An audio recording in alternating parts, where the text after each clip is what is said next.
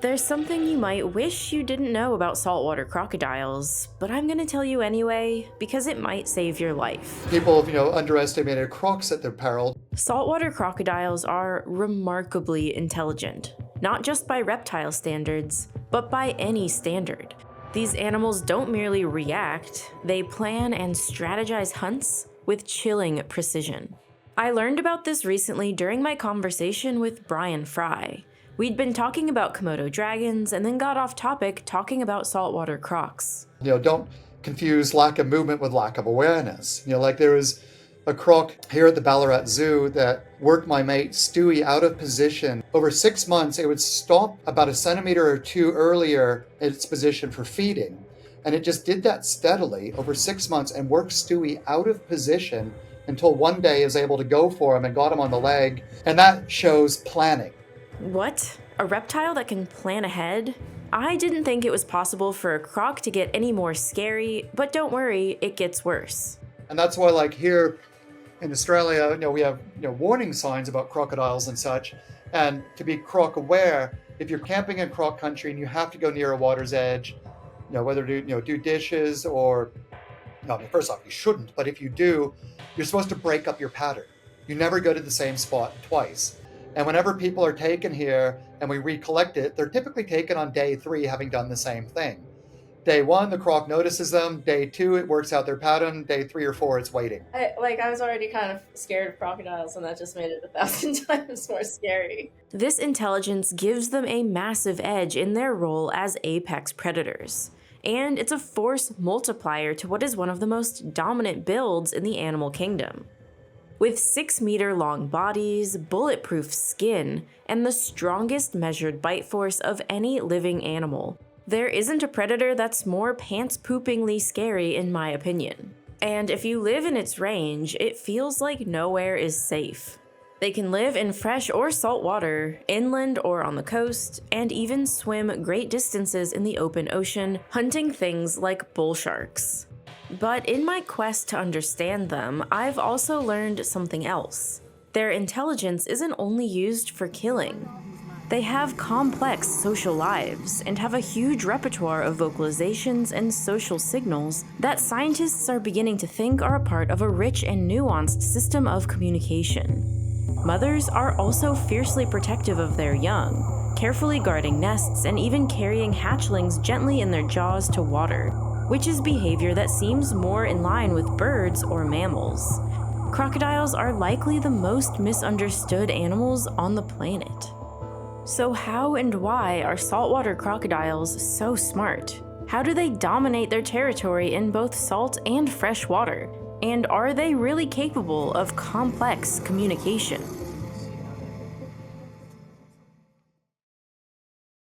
The saltwater crocodile is the largest living reptile on Earth and inhabits a vast and varied range across coastal regions and river systems throughout Southeast Asia, Northern Australia, and the Western Pacific. Its habitat spans brackish estuaries, mangrove swamps, tidal rivers, freshwater wetlands, and even open seas. Crocodiles can even climb trees. Unfortunately, this also means they're quite good at climbing fences. The average size of a saltwater crocodile is around 17 feet or 5.2 meters long and 1,000 pounds or 450 kilograms. But the largest living specimen ever measured was an individual nicknamed Lolong, who was suspected of attacking several people and killing 2 in the Philippines. He was captured alive, though it took 3 weeks and 100 people to do so. He weighed approximately 2,370 pounds, or 1,075 kilograms. He measured 20.24 feet, or 6.17 meters in total length, making him the largest known crocodile ever reliably measured. Crocodiles in general kill around 1,000 people per year, and most of these are fatalities from saltwater crocs or Nile crocs. The number could even be higher, maybe even as high as 4,500, because many deaths from rural areas go unreported. For reference, sharks kill around 5 or 6 people per year. And it's not like it is with some other animals who are territorial or who mistake humans for something else. Crocs very much eat people on purpose because they're hungry. They're one of the only remaining true predators of humans. That being said, dogs and even bee stings easily kill more people than crocodiles per year, and we don't walk through our neighborhoods in terror. The fear we feel of crocodiles is probably due to their unfamiliar, gargantuan, reptilian form. My whole life I've looked at them and wondered, is standing next to them like standing next to a dinosaur? Are they basically dinosaurs that didn't die? While crocodiles are not dinosaurs, they are relatives. Both are part of a larger group called the archosaurs, which also includes birds and extinct pterosaurs. Dinosaurs and crocodiles share a common ancestor that lived over 240 million years ago. That ancestry split into two evolutionary branches. One led to pterosaurs, dinosaurs, and eventually birds. The other led to crocodilians. So interestingly, crocodiles are more closely related to birds than to lizards. So while they are not dinosaurs, their relatives lived alongside them for millions of years. And those crocodile ancestors survived the mass extinction that killed most of the dinosaurs 66 million years ago. And they did so likely because they lived in less affected habitats like underwater. They needed less food to survive because of their slow metabolism, and ate opportunistically. They also protected their eggs in buried nests. And for these reasons, our modern Earth is graced with these incredible beasts. In the past, there were all sorts of shapes and sizes of crocodilians, some long-legged or even some bipedal and terrestrial. But the 26 species of crocodilians that exist today are lizard-shaped reptiles that live at the interface between water and land. This video will focus largely on the saltwater crocodile, but sometimes I will show other species to illustrate certain behaviors. Saltwater crocodiles are well adapted to aquatic life, with webbed hind feet, and eyes, ears, and nostrils positioned at the top of their head. Their nostrils and ears can be partially sealed to keep water out, and a third eyelid called the nictitating membrane protects their eye while swimming. And their entire body is protected by scutes, which are thick keratinized scales. In some spots, like the back and the head, these are reinforced with osteoderms, aka bony plates. These bony plates give the crocodile a sort of external skeleton, and can even deflect small caliber rounds, like from handguns or .22 caliber rifles.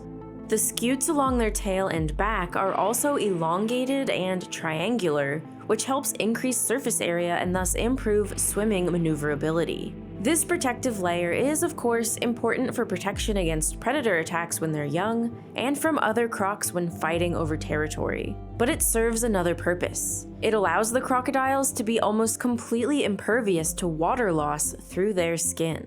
Skin like ours has some water resistance, but it's not completely waterproof. We're constantly losing water via sweat since our skin is optimized for temperature regulation, not water conservation. But for saltwater crocodiles, it's another story entirely. Their keratinized scutes are designed to retain moisture in harsh, sun-exposed environments, preventing dehydration. And it also protects them in another part of their habitat, the salty ocean.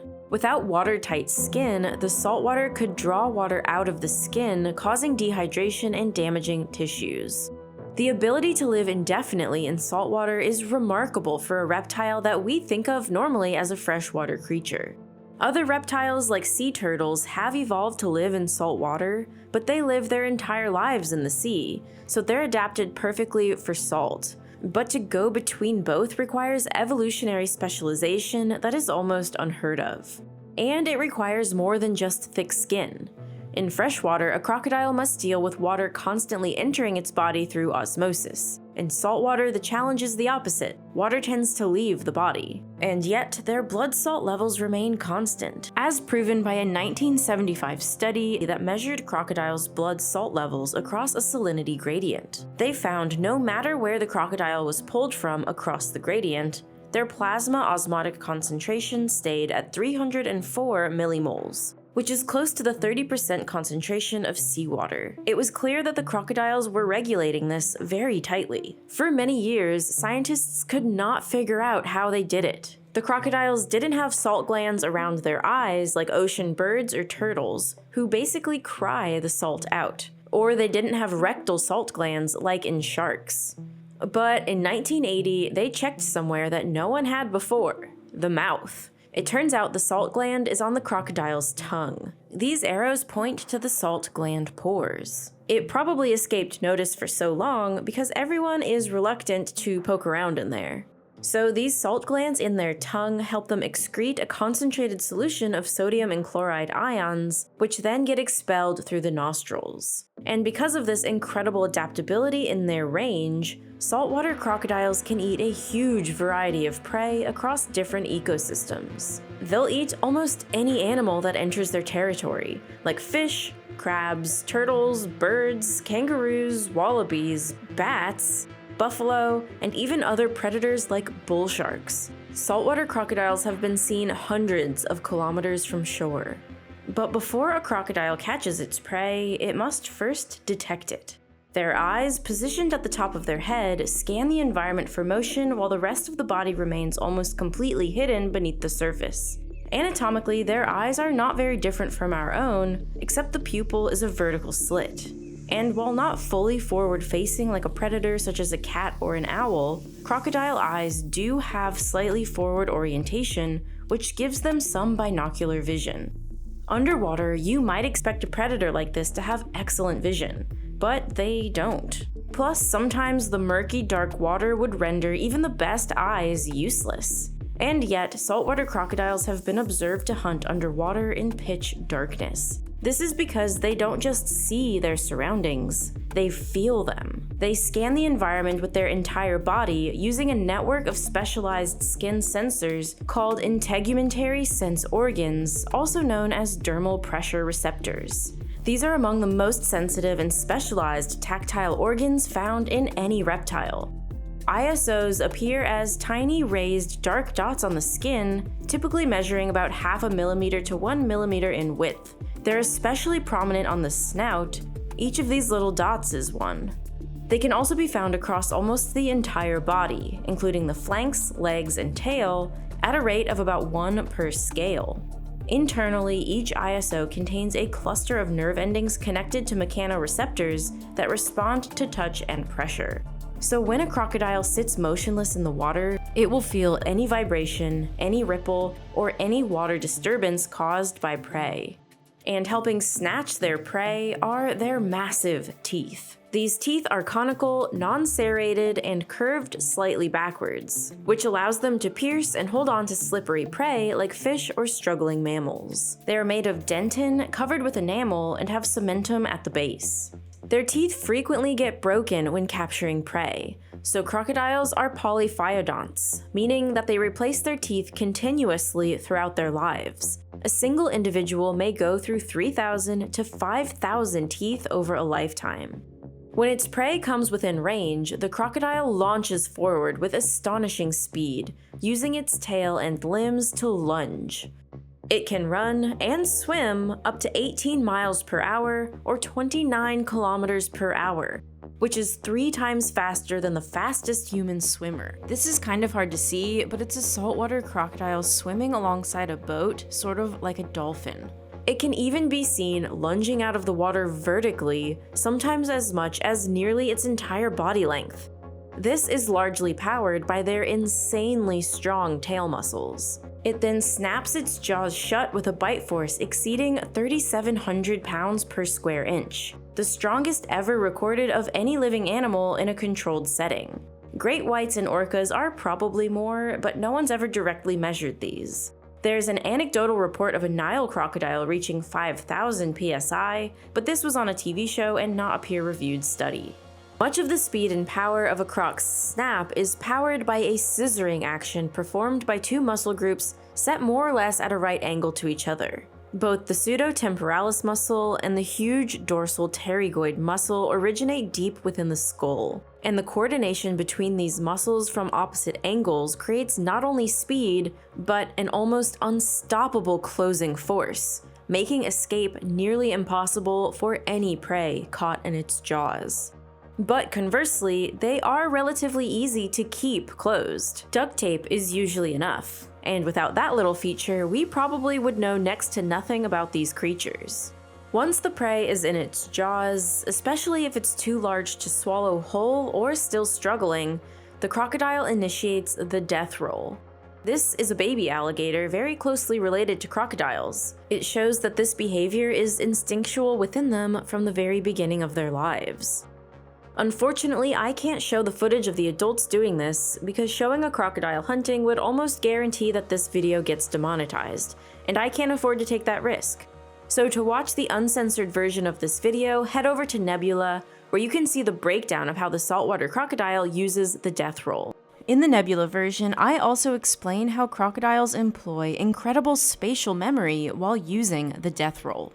And their spatial memory goes even farther than this, to an almost unbelievable degree, with some upsetting implications. Sometimes a crocodile becomes a problem croc, a crocodile that's attacked people or is believed to be an imminent risk to people or pets or livestock.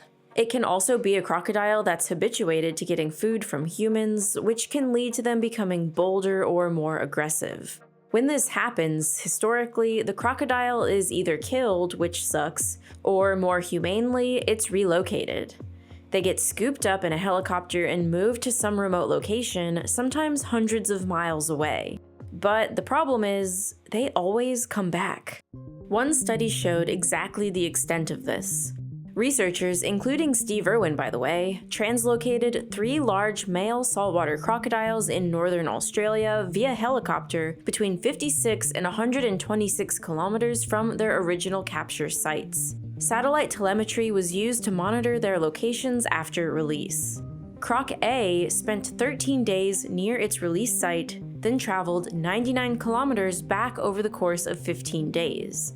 Croc B lingered for about 2 weeks at his new spot and then swam 57 kilometers back to his original spot over the course of 8 days.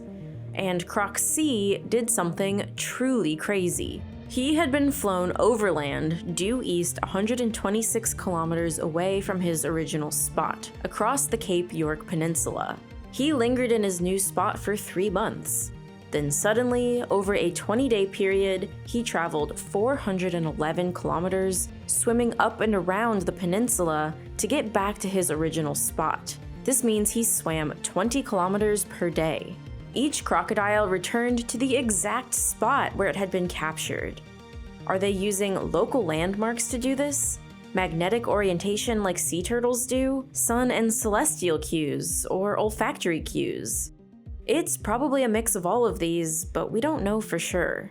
And overall, the study showed that relocating problem saltwater crocodiles far away probably isn't the best idea. Today, problem crocodiles are moved to a farm or a sanctuary or killed for their skin and meat. And it's not just this incredible homing ability that makes crocodiles so incredible. Crocodiles also possess a rich and complex system of communication, beginning in the nest and continuing into adulthood. All crocodilians have internal fertilization, lay eggs, and show complex reproductive behavior, including maternal care. In fact, their reproductive anatomy and behavior is a lot more like that of birds than of other reptiles, and shows a sensitivity I never knew they were capable of. Crocodile communication begins even before hatching. Embryonic crocodiles vocalize from within the egg to signal readiness to hatch, prompting coordinated emergence and summoning their mother, who often digs them out and gently carries them to the water in her mouth. This is sort of the cutest thing I've ever seen, and not at all what I expected from the scariest predator on the planet. Hatchlings continue to call to each other and to their mother, who may stay nearby for months to protect them, an uncommon level of parental care among reptiles. And then once the crocodiles hatch, their vocabulary of sound really begins. So crocs make sounds in different ways. This is Sonnie Flores, PhD candidate investigating acoustic communication and behavior in crocodilians at the University of the Sunshine Coast. So they make vocalizations, so produced with the throat, like we think of them. When they're babies, they'll make contact calls and distress calls. These sound like soft laser noises and can carry well through the dense vegetation around a nest or water's edge. But then when they get a bit bigger and become adults, they'll make growls and roars and grunts. And then they also make a respiratory sound. So with their nose, they'll make narial geysers and narial hisses, and they sound a bit like a truck braking. And they blow bubbles as well, which also creates a sound. And they also have visual signals too. So when there's a spout of water, crocodile can hear it, but they can also see it. And then they have behavioural acoustic signals too. So they make their head slaps and jaw claps, which are those loud percussive sounds that you can hear from them sometimes, where they like raise their head really high above the surface of the water, slam it down really hard, creating this really loud crack sound. This is certainly a lot of different sounds, but are they a sign of complex communication? Complex communication in animals generally refers to the use of signals that go beyond simple automatic responses. And there's a few things scientists look for when deciding if communication is complex or not. If communication changes based on context, like using different signals for mating, courtship, aggression, or parenting, that's a point towards complexity. Another sign of complexity is audience awareness, where an animal adjusts its signals depending on who's nearby. Even more sophisticated is the presence of learning or cultural transmission. And at the highest level of complexity, some species use referential signals, which are signals that refer to specific things in the environment, almost like words, like when monkey species have specific alarm calls for different predators. Some scientists have a hunch that crocodile communication could contain some of these characteristics. One of my collaborators, David White, has been observing these crocodiles for over 25 years, and he has noticed that there's these things happening with these crocodiles in more of a social sense that seems more intelligent than just defending their territory or just like courtship. However, to really find out, they need to pair behaviors with the signals that the crocs are making. So this is the project that Sonnie is working on, creating an auditory dictionary of the sounds saltwater crocodiles make and attempting to pair these sounds with specific behaviors. So I have got video of the crocodiles, like continuous video recording over 24 hours in a captive environment, so I can see what they're doing and then also look at the acoustic signalling that they're producing at that time in air and in the water. So this was captured at Australia Zoo. So I've got hundreds of hours of that data to go through. And then also David White, who I mentioned earlier, his videos here on the Daintree River of crocs interacting will represent the wild crocodile population. So I'll be able to see what sounds they're making, what behaviours they're doing at that same time, and see what sort of correlations there are. So what looks like a fight is often actually a complicated courtship ritual, and it could be that some of the distress calls in baby crocodiles may be referential, communicating about a specific threat in the environment, since they clearly prompt specific protective behaviors from adults. There's also some evidence that young crocodiles develop their vocal responses in part through early life interactions, suggesting learning or cultural transmission. We know that baby saltwater crocodiles can certainly learn in other ways, and surprisingly, even before they hatch. A cute and also weird 2020 study demonstrated this unexpectedly with strawberry flavoring. When saltwater crocodile eggs were treated with strawberry food flavor, when they hatched, they preferred meat that was also treated with strawberry. The scientists also made sure to test with other fruit flavors, but the crocs were clear. They wanted only strawberry. By becoming attuned to smells in their environment before hatching, crocodile embryos might be priming their senses to recognize important environmental cues right away. They also might be developing a sort of familiarity bias that helps them respond faster to known food sources or environmental features. Is there any evidence for other examples of cultural transmission? So I can't say 100% because it hasn't actually been studied, but our crocodilians, so the alligators, the crocodiles, the gharials, they're all the crocodilian group, right? It's considered that acoustic signalling and acoustic signalling behaviour of this group is conserved, which means that it all evolved from a common ancestor. So all of the species of crocodiles make similar sounds They might not make all of the range of the sounds or display all of the same behaviours, but generally speaking, they're very similar. So given that, it's thought that there isn't really that cultural variation, but because it hasn't actually been specifically studied, I definitely couldn't say for sure. And it is definitely something that would be really cool to look into. So dialects is something that I'm looking into, hopefully, for my study as well, even if it just shows that they're definitely not there. So while the evidence is still being collected on the depth of complexity with crocodile communication, anecdotally, it does seem like there's more going on than meets the eye. And sometimes the communication even exists outside the realm of human perception. Humans can hear sound between approximately 20 and 20,000 hertz. Crocodiles can emit sounds below this in infrasound. We might not be able to hear this sound, but we can feel it, and sometimes we can see it. The sounds are so powerful that they cause the water around the animal's back to ripple, shimmer, or dance. These are Faraday waves, standing waves that appear on a liquid surface when it's vibrated at a specific frequency. This effect is enhanced when the crocodile arches its back, lifts its head and tail, and often vibrates its entire body. This behavior is more visible in American alligators, but saltwater crocs do it too.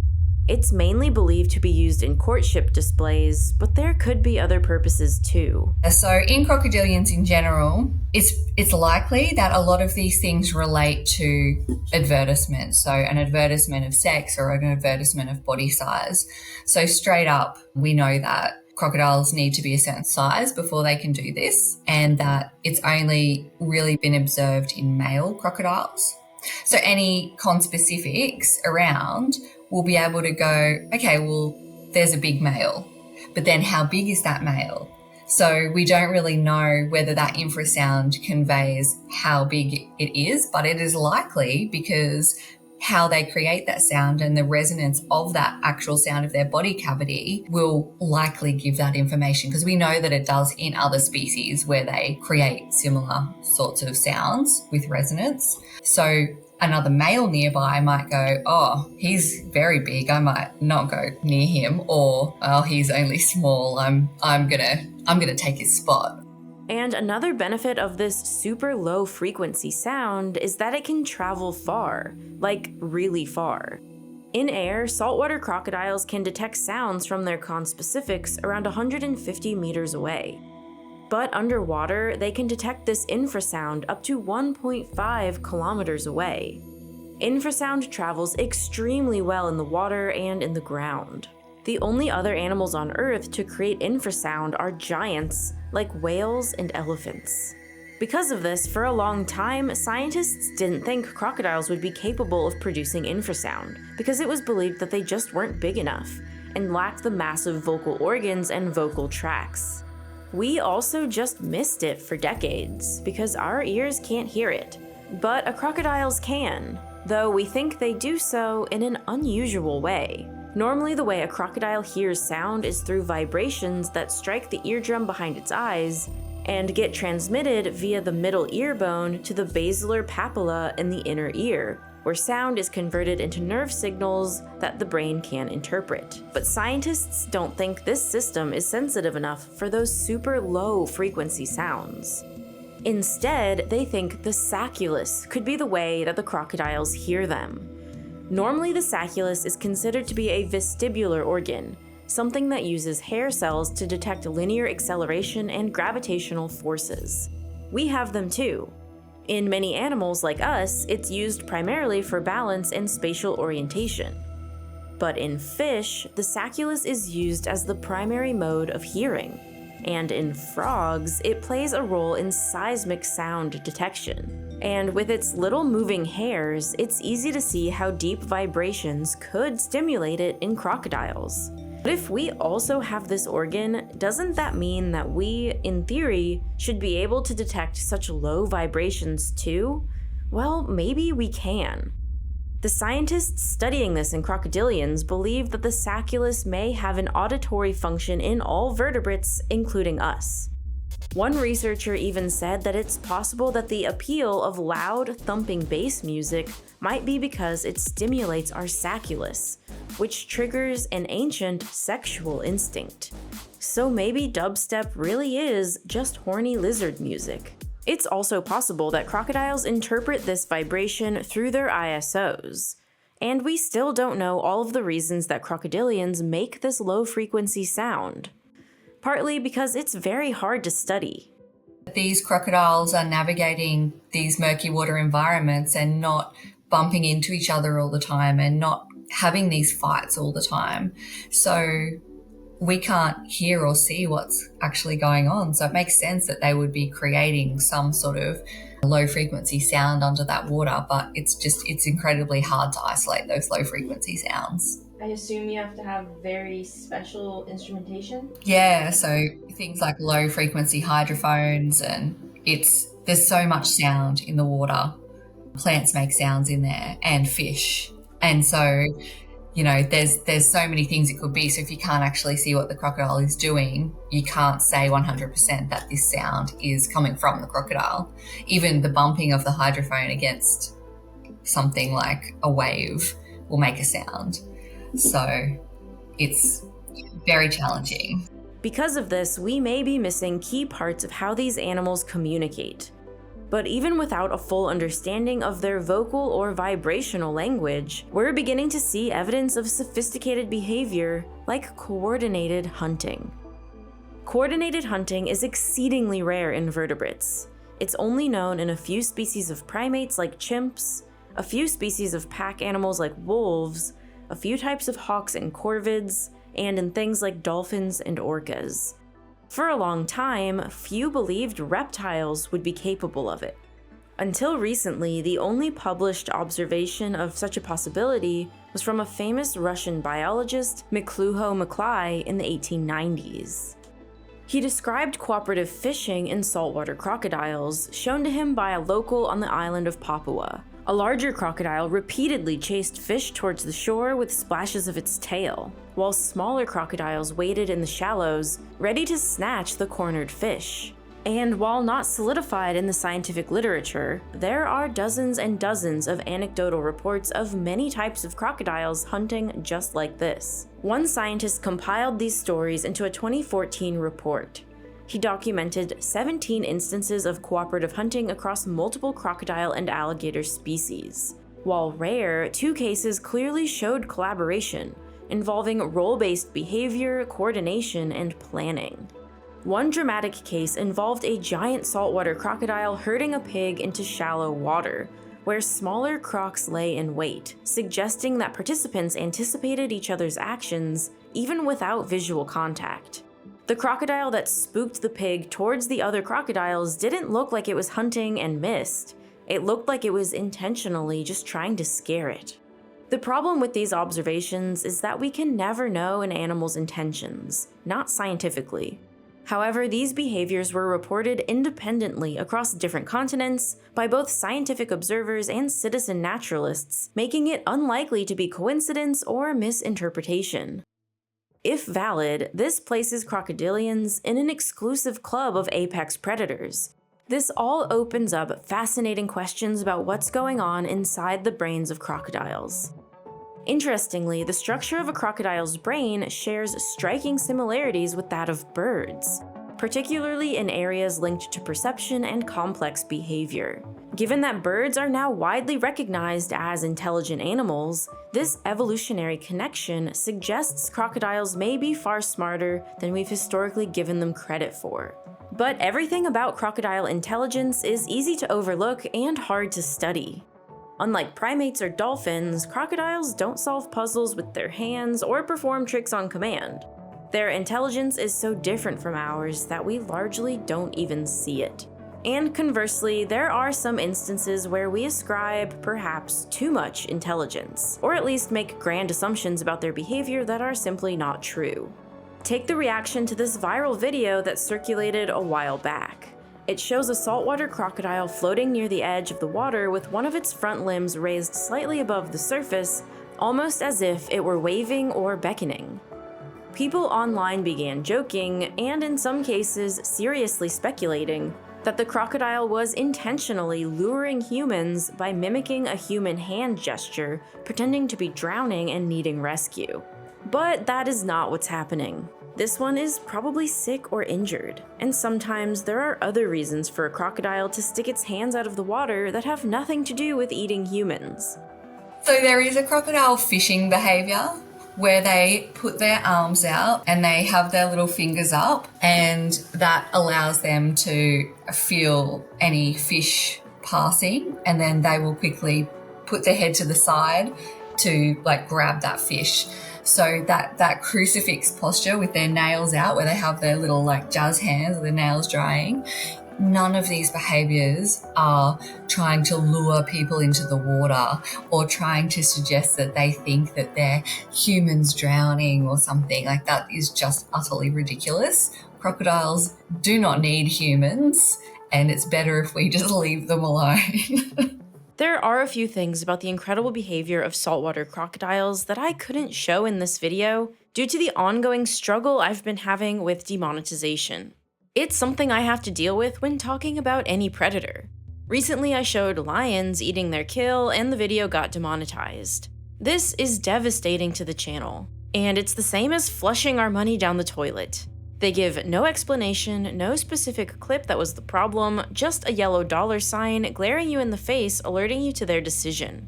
I had to guess which clips might be the problem and tried to blur them out retroactively, but still never really got an answer. And now I just learned through one of my friends it's not just predator videos that are at risk. The octopus lady recently showed geoduck clams and had her video demonetized for showing sexually explicit content. I guess because it looked like some specific human body part? She told me she got the decision reversed but had to keep certain clips of the clams blurred. Few things are so equally hilarious and infuriating at the same time. So all's to say is, we have to tread carefully. So for this reason, I've made an uncensored version of this crocodile video, including a complete explanation of the crocodile death roll that you can watch on Nebula. Nebula is the streaming platform created by and for independent content creators, and it's a place that isn't concerned with the demands of corporate advertisers.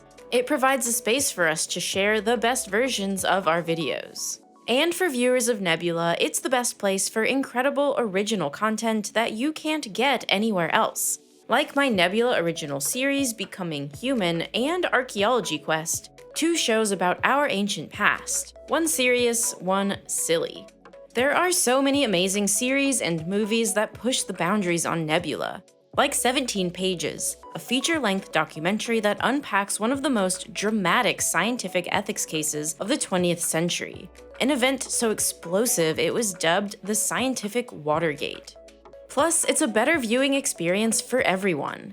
There are no ads, lots of content that gets published to Nebula first before YouTube, and tons of exclusive content. Sometimes this is extended episodes or behind-the-scenes content, like the extended interview with Sonnie Flores, the scientist from this video.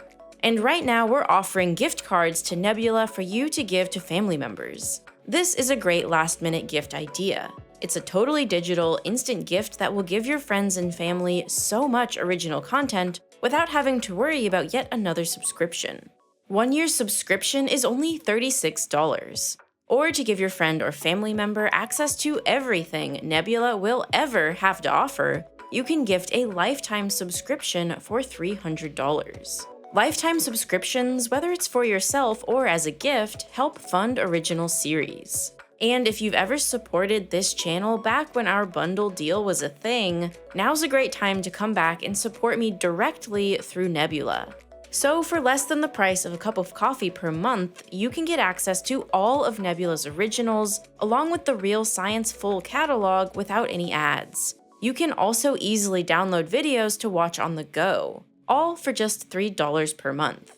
And if you're like me and are growing increasingly sick of the encroachment of AI and corporate overlords eroding everything that is good in this world, Nebula is the place for you.